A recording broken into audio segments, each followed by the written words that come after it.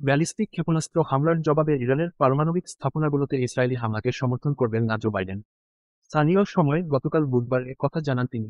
বরং ইসরায়েলকে তার আঞ্চলিক চিরশত্রুর বিরুদ্ধে আনুপাতিকভাবে কাজ করার আহ্বান জানিয়েছেন। ইরান ইসরায়েলে 180টিরও বেশি ক্ষেপণাস্ত্র নিক্ষেপ করার একদিন পরে বাইডেন বলেছিলেন, ইরানের এই হামলা ব্যর্থ হয়েছে। ইসরায়েলের প্রধানমন্ত্রী বেনিয়ামিন নেতানিয়াহু প্রতিশ্রুতি দিয়েছে ইরান এই হামলার মূল্য দেবে। গতকাল ধনী দেশগুলোর জোট জি7, কানাডা, ফ্রান্স, জার্মানি, ইতালি, জাপান, যুক্তরাজ্য এবং যুক্তরাষ্ট্র এর নেতাদের সঙ্গে চলমান পরিস্থিতি নিয়ে কথা বলার পর বাইডেন জানান, তারা সবাই একমত হয়েছেন যে ইরানের প্রতি ইসরায়েলের যেকোনো প্রতিক্রিয়া আনুপাতিক হওয়া উচিত।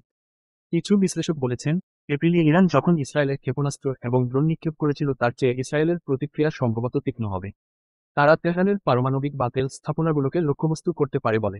অন্যান্য বিশেষজ্ঞরা ধারণা করেছিলেন, মার্কিন যুক্তরাষ্ট্র একটি আঞ্চলিক যুদ্ধ এড়াতে ইসরায়েলের প্রতিক্রিয়াকে সংযত করার জন্য আবার চেষ্টা করবে। ইরানের পারমাণবিক স্থাপনায় হামলার ব্যাপারে তিনি ইসরায়েলকে সমর্থন দেবেন কিনা জানতে চাইলে বাইডেন সাংবাদিকদের বলেন, না। তিনি বলেন, ইরানের ওপর আরও নিষেধাজ্ঞা আরোপ করা হবে এবং তিনি নেতানিয়াহুর সঙ্গে শীঘ্রই কথা বলবেন। একক উদ্ধৃতি চিহ্ন।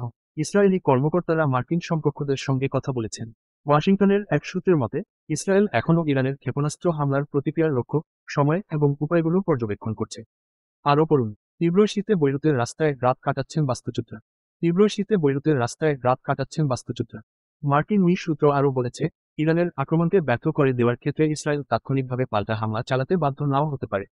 তবে উদ্বেগের কারণে দীর্ঘ সময়ের জন্য চুপ করে থাকার সম্ভাবনা নেই, কারণ প্রতিশোধমূলক পদক্ষেপ বিলম্বিত হলে প্রতিরোধক হিসেবে কার্যকারিতা হারাবে।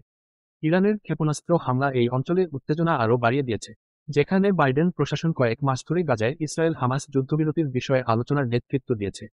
নিয়মিত যুদ্ধবিরতি থামার ভবিষ্যৎবাণী করলেও এখনও সমাধানে পৌঁছাতে পারেনি। সূত্র, রয়টার্স।